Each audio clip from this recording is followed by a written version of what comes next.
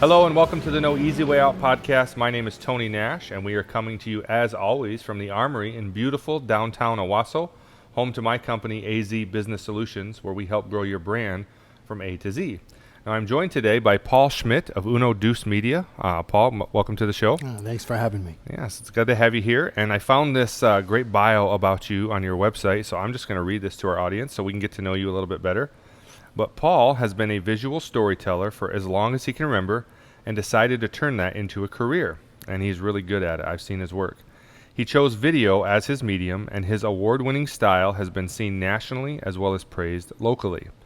A self-proclaimed community proponent and pro-Michigan advocate, he owns and is production director for Uno Deuce Multimedia, which is celebrating its 10th year in Lansing. Congratulations on that. Paul is the 2015 Entrepreneur Institute Micro Entrepreneur of the Year and a 2018 Scholar of the Goldman Sachs 10K Small Business Program. That's awesome, man. Thank you. Congratulations. Thank you. As I mentioned, I've seen Paul's work, and he's very talented, very good at what he does, and he does bring people's story to life. And I know that's something that you're passionate about, and we're going to talk a little bit more about that in a little bit. But why don't you tell our audience a little bit more about yourself and Uno Deuce and what you guys are up to right now? Well, wow, that's a loaded question right there. What are we doing? A little bit about myself. Well, I've lived here in Michigan most of my life. Mm-hmm. I grew up in Petoskey, went to school at Western Michigan in Kalamazoo, lived in the Detroit area for a while, lived in Lansing. But most of my career, I've had Uno Deuce Multimedia. Mm-hmm. I decided to develop this company as well. It wasn't ever meant to be a business. Yeah, that's not how just a hobby. Yeah, well, it wasn't a hobby as much as I was in Seattle for a couple years, and I wanted to move back to Michigan. But at that, but moving back, I didn't really have a job as. Mm-hmm. So what I did was I developed this as a way to keep my skills going, work my network, and just have, not fall out of. Sure. While I was looking for a job. Yeah. Well, 18 years later, I'm still doing this, and along the way, I decided to develop it into a business, and we've been doing really well. We work with primarily nonprofit organizations. Yeah. That's my background. I have a long background in nonprofit organization. And so we do some small business work, but primarily we work with nonprofits to help their brand, make people aware of their service, their positive impact on the community, and, help them fundraise to keep themselves going. Yeah. And that's exactly what I've decided to do with Uno Deuce, and that's what we've been doing now. Yeah, and everyone has a story. Every business owner, every business itself has a story. And so there was a day where if you wanted to create a video about your story, it was so expensive. There was very little equipment that you could get for yourself to produce a quality video. And so now it's a lot more accessible and even a lot more affordable. And so we're going to talk a little bit as well about why you think it's important that businesses really use video as their medium of telling their story. But again, I think it's such a fun thing. We do a little bit of video here. Obviously, we video the podcast, and we do small little videos around the office. Mm-hmm. But Paul's work is on another level. And I'm not just saying that because he's here. He's really good. But we are going to take this, and we're just something we do always on the show. We call it This or That. Oh. And Cool. I'm going to give you 10 rapid-fire questions. I'm going to give you 2 choices, and you just tell me off the top of your head which one you choose. Okay? We won't make you defend the answers. If you say something that we don't agree with, we're going to just move on from there. But this is going to tell our audience everything they need to know about Paul Schmidt. All right, number 1, Mac or PC? Mac. iPhone or Android? iPhone. Sony or Canon? Or neither? We use both. Use both, okay. Final Cut Pro or Premiere Pro? Or Final Cut. Final Cut. Shooting or editing? Editing. You prefer editing, okay. Run a camera or fly a drone? Run a camera. YouTube or Vimeo? YouTube. YouTube. Facebook or Instagram? Instagram. Instagram. That's Well, where the thing everything's is, going I on. like the way Instagram works, but I know I use Facebook more. Yeah, So, sure. I'm the same. Yeah. yeah. So, on the line of movies, what's your favorite, action or comedy? Oh, geez. An action comedy. I've actually heard that answer before. All right, this last one is the most important question of the day, Mm-hmm. and that is Wolverines or Spartans? Spartans. Spartans. Well, you're a Lansing guy, so you kind of have to be there. But, Actually, what's funny is growing up, that's who we rooted for. Even though I didn't end up going to Michigan State, my dad was always a big Magic Johnson fan. oh so yeah. Well, you gotta love Magic. Even if Oh, you don't yeah. like the Spartans, you gotta love Magic. So Absolutely. hometown. So let's talk a little bit. I know you talked a little bit about your journey. You told us where you were born and raised and kind of where you went to college. But you said you started this thing as just kind of a way to keep in touch and to do something you enjoyed, a way to have a creative outlet to tell the story. Mm-hmm. But what really led you to decide, I'm going to become an entrepreneur? Like, I'm going to turn this into a business. I know you said it kind of just happened, but it never really just happens. There's always some epiphany or some moment where you said, I'm going to do this for my livelihood. What was that like? That's a great question because because there's a couple of different facets to it. Being an entrepreneur and then being a small business owner. Yeah. They're not necessarily the same. That's true. And so, I enjoyed the freedom of what I was doing, even though it could be, 16, 17 hours that you're working. Right. Because you get up, you're doing what you're doing. You end the day, you're doing what you're doing Right. and what you love. Right. And when I moved that, I don't know what the trigger was. It was just one of these things where it was like, okay, I think, 2 or 3 years in, after I wasn't getting any callbacks for interviews or so on, and Right. it wasn't bothering me Right. because I'm like, well, what would I? This would completely change my whole Right. function. And I think 2 or 3 years in is when I was like, all right, I'm going to accept this, and this is what I'm going to do. Now, there's only so much you can do. And what I wanted to bring was an ability for others to help me share these stories as well. And then that's when I decided to take it from just this one-man operation into multi-person. And it still has been a difficult transition for me to do that, even though Sure. it's been about 4 or 5 years later. Yeah. When you have a style, it's hard to trust that someone else is going to be able to meet that. And I understand that totally. Yeah, and also I had to remove myself a lot from the creative end when I brought somebody in, because that's what they had to do, because I had to go out and sell the business. That's what I had to do. And, Right. And that was a huge transitional point for me. That probably the biggest struggle, because I got in the way. I wouldn't say I was micromanaging as much as I think I was missing the day-to-day creativity Sure. of it. And Absolutely. Any creative needs an outlet. Mhm. And so sometimes when you pull yourself away from that, you start to miss it.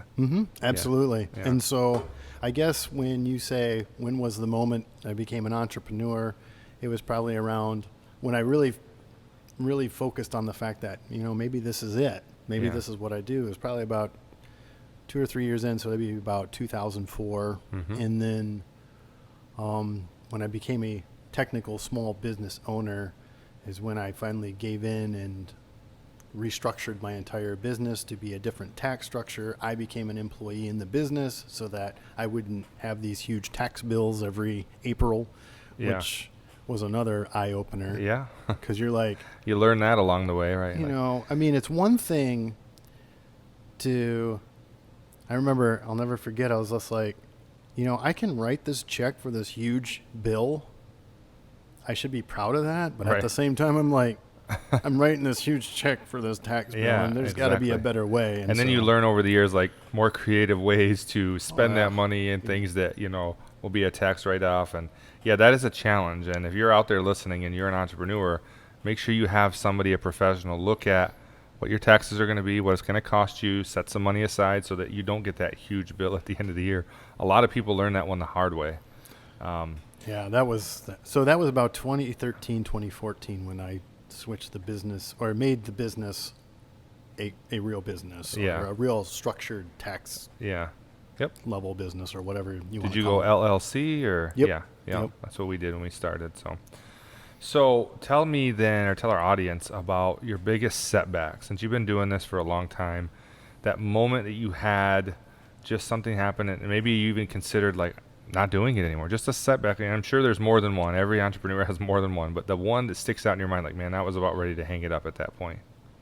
Well, there's a couple. When the recession hit in 2007, 2008, and Yeah. trying to figure out how do I pivot this? How do I pivot my business, my regular clientele? Because, you know, the way I built my business was the stories of nonprofit organizations. Mm-hmm. And like I mentioned at the top of the show.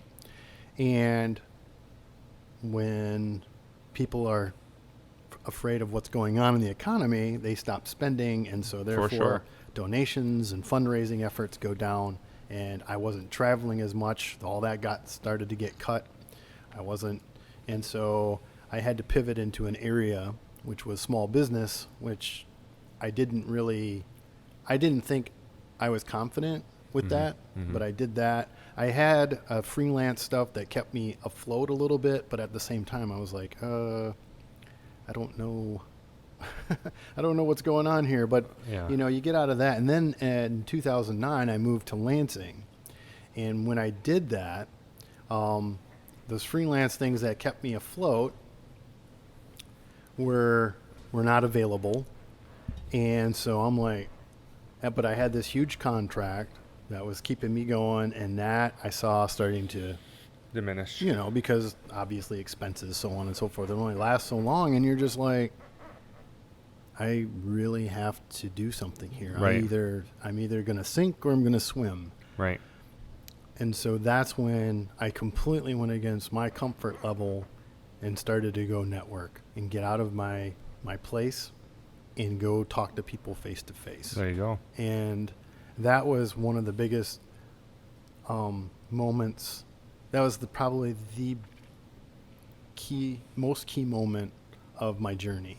Yeah. Was understanding the fact that,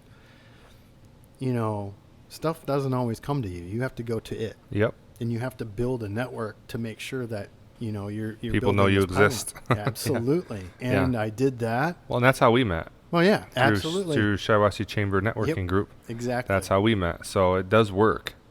And I think that, when you find something that you're passionate about and you love, ideally you would love to just spend all your time doing that. But you got to find someone that's willing to pay you to do that. Mm-hmm. And so that's where you got to do some sales, but networking. And there's so many great networking groups out there. And I know some people, it's not comfortable for them to put themselves out there or be in a group of people, but find a group, take a couple weeks to get involved. You'll get to know people, and you're going to find that you're going to have 15 to 30, however many people in a group that are willing to push your product for you at no charge because they know you're going to push their product for them. And it's just a great thing, and I highly recommend it. So when I first met you, you kind of referred to yourself as a visual storyteller. Mm-hmm. And it even says that on your website. And so you do that through the use of video, which what better visual way than through video? People have short attention spans. There's all kinds of statistics out there about the importance of video and the advantages of video, I should say. But tell us about your process, about how you kind of break down somebody's story and then turn it into a video that, is not a 35-minute documentary that nobody will watch. Well, what's good about the way we approach our clientele or soon to be clientele with that is the fact that I have a background in broadcast journalism. Mm-hmm. So with that, I was taught how to tell a complete story in a short amount of time because you have to. well, yeah, absolutely. And so because, I had a weekly news package segment that had to be less than 4 minutes, 3 to 4 minutes tops, Mm-hmm. that went into the news every week. And so, with that, you figure out, okay, this is what we need to tell about your organization at this point. Mm-hmm. We don't need to tell the whole story sometimes. Sometimes we only have to tell a part of it to bring people back for more. Mm-hmm. And so with that, we figure out, all right, what are we trying to say? What are we trying to focus on? Who is going to be part of this process? Mm-hmm. Who are we going to be interviewing? Who are we going to be talking to? And why should somebody listen to this? Right. Why is this important to you guys to bring in customers? What makes you different? And so those are the things that we try to get into to illustrate what this organization or company is trying to say. Yeah. And the one thing that we try to do is try to keep it as authentic as possible. Right. What that means is, we want to catch your people in action. We want to use your customers and or your people that folks may run into who see this video. Mm-hmm. If they contact you after seeing this video, they probably want that connection. Sure. And so we try to keep that as real as possible because we want to make sure that, if you're part of this community, then let's use the members of the community in your video. Right. Right. Because you never know who's connected to whom. Yeah. And so that's what we try to do is really focus on the authenticity. Yeah. And we talked about earlier, everybody has a story. Mm-hmm. And some people have no problem articulating their story. They can say it very well. Some people are more private and don't want to tell their story. Some people just don't know how to tell their story. But why do you think in today's economy, business world, whatever you want to call it, why is telling your story such an important thing for people? Primarily, why do you think it's important for businesses to do that? Well, first of all, you have to understand that the ways to communicate and the ways to get your message out are changing exponentially all the time. For sure. You've got to really embrace how communication methods are changing. And who do you look to for that change in how we communicate and how we ingest information? Mm-hmm. Our children. Sure. And so, number one, that is going to be your customer in 10 years. Yep. So how are they taking That's that? what they're consuming. Yep. And it's how they're consuming it. And Yeah. the fact of the matter is, but it's not only that, but it's also the context of who you are. You've got 1,000,000,001 competitors. Right. If you're trying to put your message out there, why should somebody use your service? Why should somebody Buy from you. Yeah, Yeah. because nobody really cares what your product is. Right. They care why you want to sell it to them. Right. They need to make that connection. The And integrity of you. Yeah. Yep, and you have to be real. Yeah. Well, and I think, video gives you the excellent opportunity to tell that. And I think the challenge that we found is doing it in a short amount of time. And obviously your background in broadcast journalism helps with that. But it is a challenge. And that's why I say if you're out there and you're listening and you think, I don't know how to tell my story in 2 minutes or less, because that's about the attention span, 4 minutes or less, it's tough. And so that's why you hire a professional. But there's all kinds of, discussion out there about social media, video versus still photography or caption. Why video? Well, video, first and foremost, uses more than one of your senses. Mm-hmm. For the most part. I know that there's a lot of talk of, a lot of people don't watch video with the sound on, which is fair. It's Sure. true. But it also is movement. There's movement. It catches your eye. Yep. Photography you still need, and you need great photography, and photography specifically of you and your services and people using your services. But but video has that ability to really catch somebody's attention in that 5 seconds. You really got to catch somebody's attention in that first 5 seconds. It plays to people's short attention span, Exactly. especially in a social media environment where people are just scrolling down the screen and they see a million pictures. I read a statistic recently that the average person looks at 300 to 500 pictures a week because of social media. And if you think about 10 years ago, when did we look at pictures?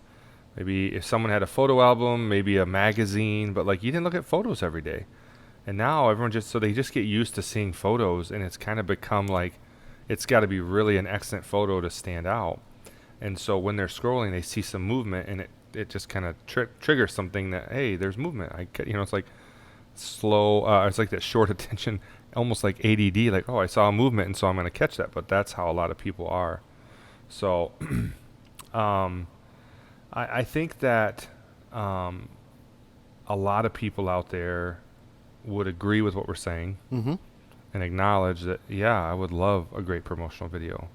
I just can't afford it. It's so expensive. I mean, maybe the last time they looked into it, it was, I remember when I first came back to Michigan, which would have been 2000, from New York, I came back to Michigan, I think it was 2011. And I was the chairman, I was voted the chairman of the board for the Convention and Visitors Bureau. And we wanted to find a cool way to tell the story of Shiawassee County. And so I said, well, let's create a video. You know, I said, let's hire a video company. We had some money. Let's hire a company to produce a video, because we saw another city that had produced a cool video about their city. And it was awesome. It had a ton of views. And so we started getting some bids. And man, I mean, this was only, well, I guess it's almost 10 years ago now, but 8 years ago. But the first bid came in at $10,000 for a 3 to 5 minute video. And I'm like, holy cow, we can't do that. So then we had the idea, let's put out a competition, a video competition. There's talented people in our area, and that's actually how we came in contact with a guy that does a lot of video for us today, Jordan Sovis with Sovis Productions. We kind of discovered him through that. He made a cool video, but we were super, there was that, what do they call that when you see the price tag, the sticker shock? We were amazed. But I know that with the technology that's available to people now, and it's more accessible. What do you tell someone when they say, I just don't have the budget for it? I always say, don't let that stop you from creating a video. Mm-hmm.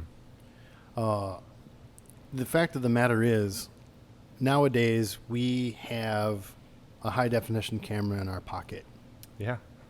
all the time. Yeah. So what I usually say is start there, create something for your social folks, Yeah. get on video, let them know that, you're an authentic person trying to do this thing in the world that you're trying to do. Mm-hmm. Engage. For sure. Engage. But Put yourself out there.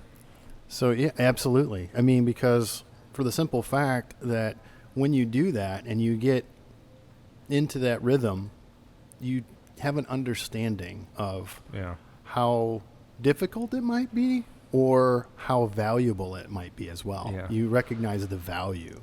And the fact of the matter is, video can be pricey, but if you don't have something, Yeah. to help illustrate what you're doing and why you're doing it, You're missing a big opportunity. It is. It's Yeah. like what folks don't understand is YouTube is the second most used search engine in the world. Yeah. The second. And a lot of folks our age and above will be like, "Oh, I don't use YouTube to search. I use Google." How is it how Right. is it the second most used search engine?" Yeah. They're not looking down the road. Yeah. And the fact of the matter is, I mean, YouTube is becoming a haven for how to do things and how to find things. Yeah. Just as much as Google, who owns YouTube. Right. And so right there, I mean, if you want to rank in Google, you want to rank in YouTube because Google indexes video. YouTube videos. Yeah. Well, absolutely. Yeah. And so, well, for obvious reasons, but Right. yeah, I mean, Yeah. but that's the thing is, I know that, it's hard to tell somebody that, well, you're going to have to find the money, but at the same time, it's like if you weren't in the yellow book or the white pages or whatever, Yeah. you weren't. Well, you weren't- there used to be a day where you could just like have a great listing in the yellow pages and have a good sign out front and have a good reputation in your community, and that's how you kind of set yourself apart. And those things are still important, maybe outside of the yellow pages, but now there's so many other ways to capture people's attention. And so even if you say you can't afford it, I think you're missing an opportunity because people are visual and it is another way to reach out to them. So without you giving, oh, go ahead, you were going to say No, something. yeah, and let's look at apples and oranges. what did it cost to get a premium listing in the yellow pages even back in the it was sure. it was pricey. It was very expensive, yeah. And so there you go. Absolutely. Well, and I think people, as they begin to value more what a video does for them, I think, but without you giving your prices away, I don't want you to do that online, but because people that are listening are from all over the place. Mm-hmm. And so what we charge here in mid-Michigan doesn't really matter. But on an average, if somebody wanted to create like a 1-minute promotional video, use a professional company out there, what kind of a general idea would they be able to expect that I should start budgeting? If they're going to plan at the beginning of the year, this year we're going to do a promotional video for 1 minute or 2 minutes. How would you tell someone to kind of budget for that and what they can expect to kind of see in the market for a price tag? Well, like you mentioned, right now, I mean, mid-Michigan aside, because you've really got to look at. There's a lot of variables. There's a lot of variables due to region and so on and so forth. But I mean, you really have to look at least starting with $1,000 or more. Yeah, and that's kind of what I was thinking. Yeah, as we've looked around, that's kind of I think if you honestly, if I were somebody, a small business out there, plan 2. Mm-hmm. You can get something pretty nice done professionally for $2,000, and you might be thinking, wow, that's a lot of money. But again, think about what you're selling. Think about the product that you're offering or the service you're offering. If you got 1 customer from that video, would it pay for it? If you got 5 customers from that, or start to think about how it pays for it, and I'm certain that it will have payoff. And then, of course, it's not just make the video and then, okay, now it's there. You got to figure out how to distribute it. And so that's where it's done, through putting it on YouTube and your website, but then using social media. And that's why maybe looking into a company that does social media might be a good idea, so that they can help guide you and direct you. But unfortunately, a video is not, if you make it, they will watch it. You got to find a way to get it out there.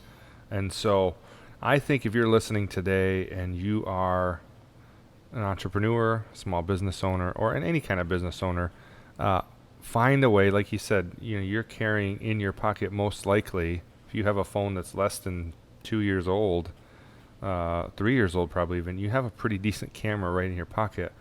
And I know if you use iPhone, they have an app called iMovie that comes with it.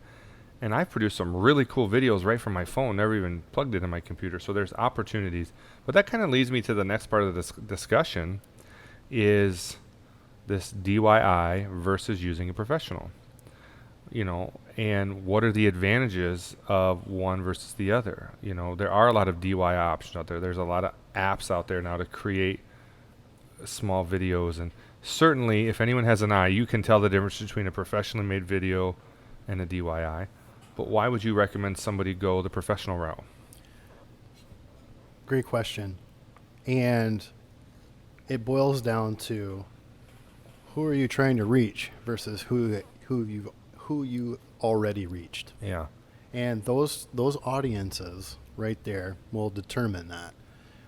When it comes to your website, when you want to get people into your fold, into your store, right, virtual store there, you've got to use the best. Mm-hmm. So that's where you really should focus on the most professional aspects of your organization. And people judge your business based on what they see of you in a video. So if you have poor quality, poor light, poor sound, some people will just look at that and say, well, this is people just make that judgment right there, that this isn't a legitimate company or whatever. Sad to say, but true. It is true. And that's where, it could be the first impression. Right. Somebody might have stumbled across your site, or looking for you specifically, or looking for a range of organizations that are similar. And so if you don't have professionally done stuff on your website or available out there, you're at a loss. Yeah. Now, where the DIY or the phone video helps, that is really more forgiving in the social realm when it comes to doing something live or getting something out there to your already built-in audience who is used to this type of stuff. Exactly. It just beefs up your authenticity. Mm-hmm. And so therefore there's more forgiveness, I guess, in quality, because it's like, hey, I'm trying to talk to you at this point in time, since you already follow me. You're in the moment. Yep. You're not talking about my whole company, my whole story. We're not representing everything. Because there's a lot of things also that are platform specific. Like there's some folks that aren't on Facebook, and there's some folks that aren't on Instagram. And so when you do a professionally done video, that can outreach to everyone. Yeah. But the ones where you're pulling out your phone and doing all this stuff, that's more or less like, hey, I'm talking to you at this point in time. Exactly. And you're being social. Yeah, exactly. That's how we're social today, right? We don't actually get in a room together. We just communicate through social media. Well, I don't think either one of us, both of us own companies that do this type of marketing. You specialize more in video. We're more social media. Mm-hmm. But I don't think either of us would recommend don't do DIY. Like, we're not saying don't do it.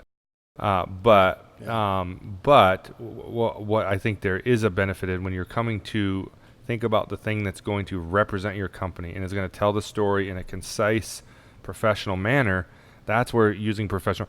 There's not very many small businesses that could afford to hire a company to do every video they ever make. Mm-hmm. So Right. get a good phone and get a good, decent little handheld camera to have around the office and that kind of thing. But when it comes to the important stuff that really represents who you are and what you're about and what you're selling, I think using a professional videographer is extremely important. We recommend it to our clients all the time. And I would say the same thing about photography. A lot of cameras can take good pictures. And so if you're just sharing something real quick on Instagram or Facebook, you can do a lot of things. But if you want to have pictures on your website that are displaying your products, you don't want to use iPhone pictures. You want to get a professional photographer in there to really do the job and represent your products well. They're going to understand lighting and placement, and in video guys are going to understand sound and all that kind of stuff. And I think those will be the things that can help set you apart.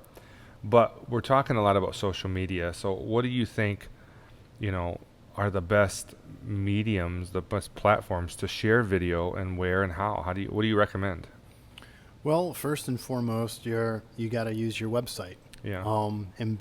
Use YouTube to embed your videos on your website. You can also Yes, let me stop there for a second. Don't embed the native file video into your website. Like, there's no need for that. I know it looks clean. It doesn't have the YouTube around it, and you might not get ads, but it's not going to help you with search engine.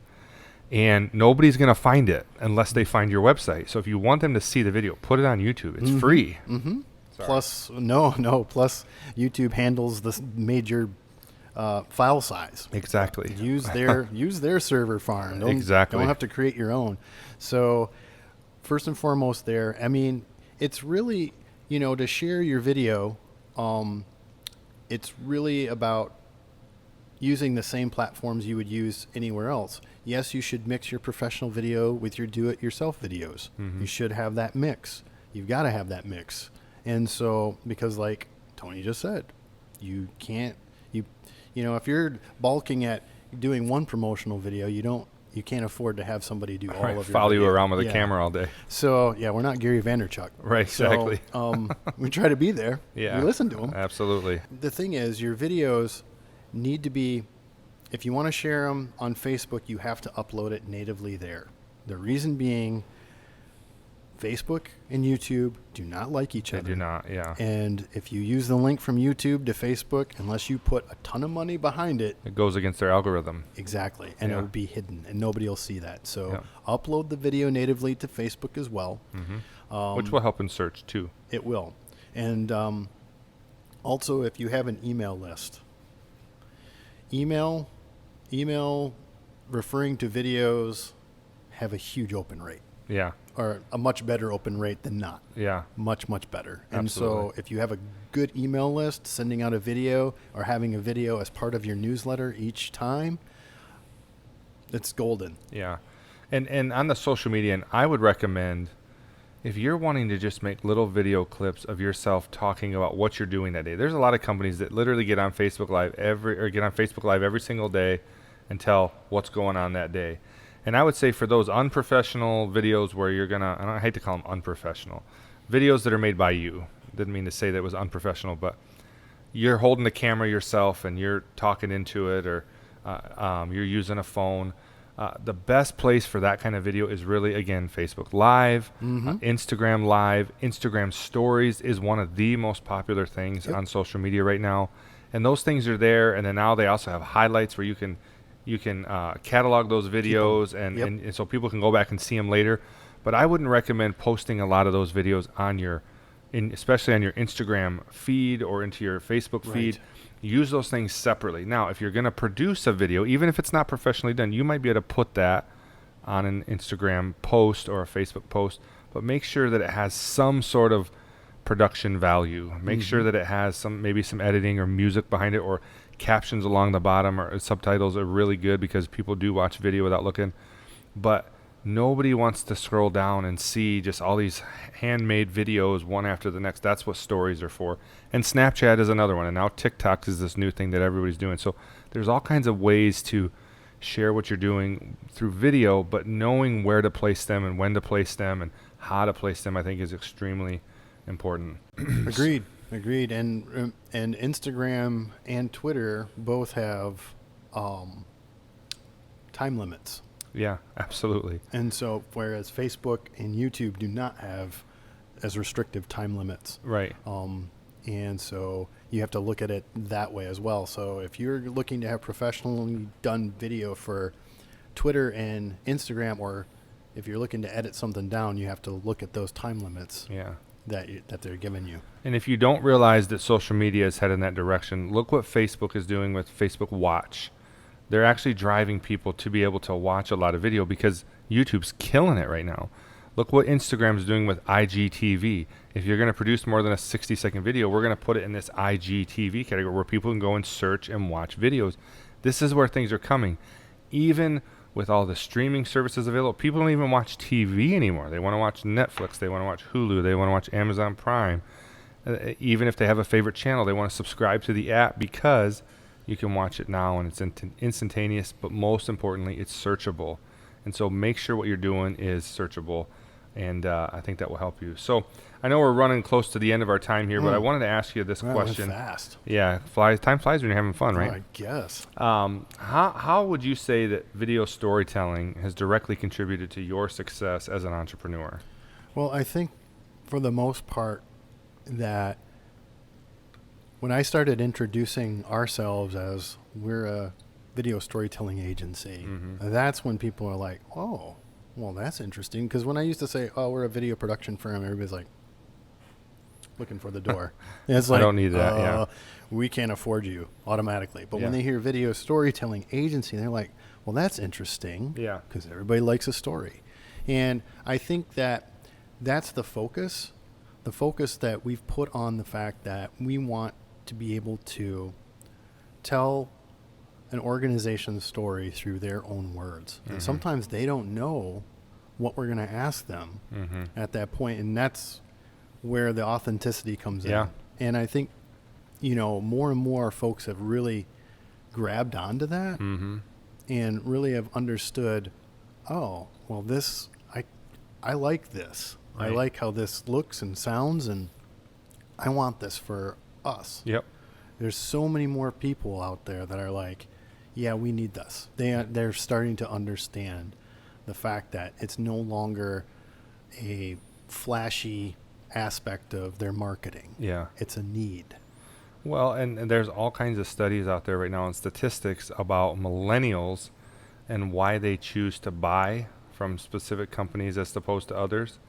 And there's statistics supporting that millennials in particular like to hear a story. They like to know why they're buying something. They want to know what they're buying into, who they're buying into, what's this going to... That's why a lot of businesses now are a business with a cause. Like every pair of shoes you buy, $1 goes to, homeless kids in Africa. Because a lot of younger people want to know that there's some sort of a story behind what I'm doing. They want to feel that what they're doing has purpose. And that's how video can help tell that. So, Paul, I always ask this question to all my guests before I let them go. And that is, what is Paul Schmidt's, I don't always say Paul Schmidt, I usually put their name in the question. What is Paul Schmidt's best piece of advice? My best piece of advice is something that I've followed since the beginning, because I've made some interesting choices that a lot of folks are like, what? What are you doing? And that's go with your gut. Go with your gut. Just do it. I like it. You have all these opportunities. Life is short. You have the internet.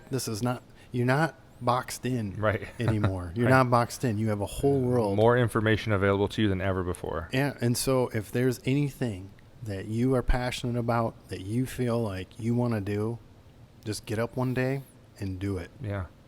You referenced Gary Vee earlier, and Mhm. he said recently, he said, if anybody, he was talking to a group of people, anybody sitting in this room would take 100 hours, committed 100 hours, and research anything online. Doesn't matter if you're into sneakers, if you're into pants, if you're into makeup, if you're into, you know, Yeti mugs, whatever. Search it for 100 hours and learn everything you can learn about it, and then find a way to either do a podcast about it or market that product or sell that product. He said, and then you take the next 200 hours of really developing something. He said you could be at $100,000. Anybody. And the way he laid it out was like, it's that easy. He goes, because people don't have, because he said you spend a lot of time watching Hulu and a lot of times binge watching this and that, and you know, leisure time is fine, but if you're in that position where you're not getting ahead in life and things aren't happening the way that you want, you really could take a step back and look at, what am I spending my time doing? So I like that advice. Go with your gut. If you're listening out there, take that advice and trust your instincts. And Mhm. it's okay to fail. It's okay to fail.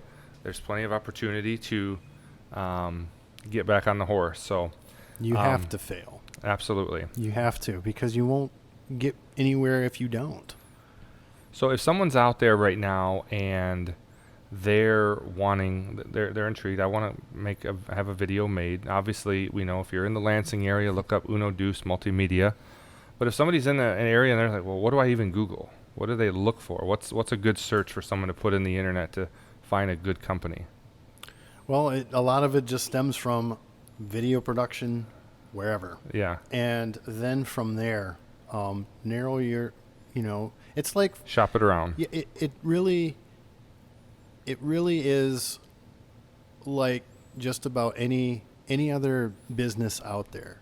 You have to find how they fit with you. Yeah. And, like I said before, go with your gut on it. Mhm. And, if the company doesn't fit what you're doing, then you move to the next one. Yeah. I mean,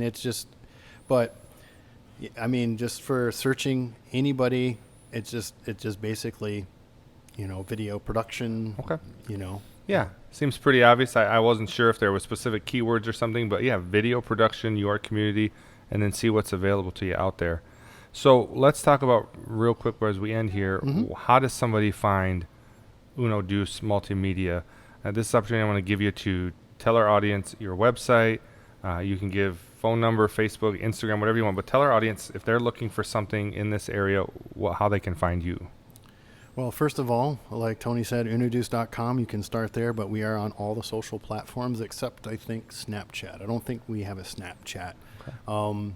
Yeah, so Instagram, Facebook, YouTube, obviously, LinkedIn.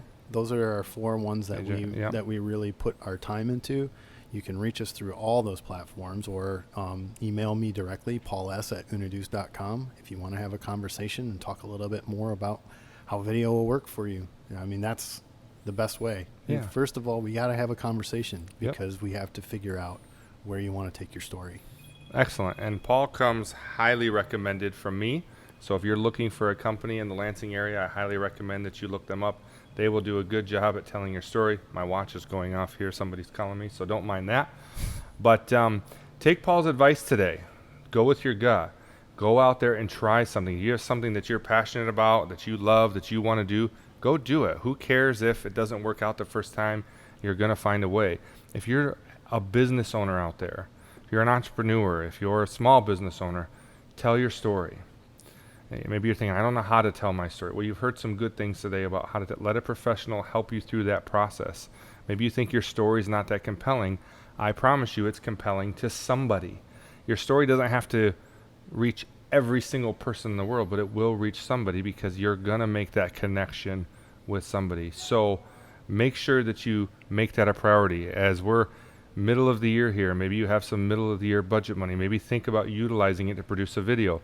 If not, as you reach the end of the year, start putting it into next year's budget and start thinking about, how can I really produce a great quality video for my company that people will see and really identify with what we're doing and have some trust in my product. Thank you for joining us today. As my mother always said, you can't and never could until you tried. So go out there and try something great, my friends, and don't take the easy way out. We'll see you next time. Hey guys, if you like what you saw today, please like and subscribe for more content. There's